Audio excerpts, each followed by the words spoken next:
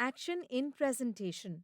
So far, we have given custom animation effect to the components from the slide in a presentation, inserted videos and audios in the slides to make the presentation attractive and impressive.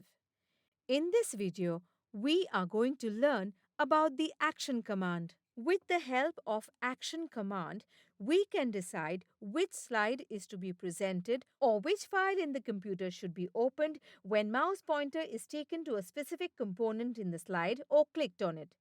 We are going to insert some action buttons to present the next or the previous slide in our presentation. Also, by making an index in our presentation, we can link slides to the topics of index and can be presented in the slides after clicking on the topics. We can get acquainted with such commands. To study these commands, open the PowerPoint presentation software and prepare a presentation on fundamental rights of Indian citizens as shown in this video. In our presentation, in order to present the next slide, we will insert the Next button. This button is in the Shape command of Illustration group in the Insert tab. Click on the Next button from Action buttons in Shape command. Draw this button on the first slide. Action setting box gets opened on the screen. The second option in this box is Hyperlink to. Select Next Slide option from this option to link the next slide to this action button. When we start the presentation, the next slide can be presented by clicking on this button.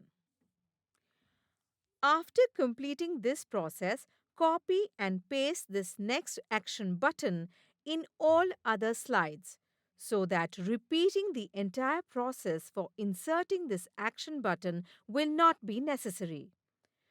To present the previous slide on the third slide, we will draw Previous this action button.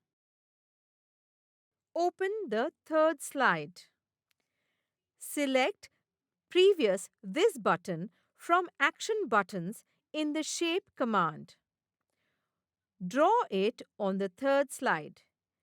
And in the Action setting box, select the option Previous slide from Hyperlink to option for linking the previous slide to this action button, so that when we start the presentation, the previous slide can be presented by clicking on this button.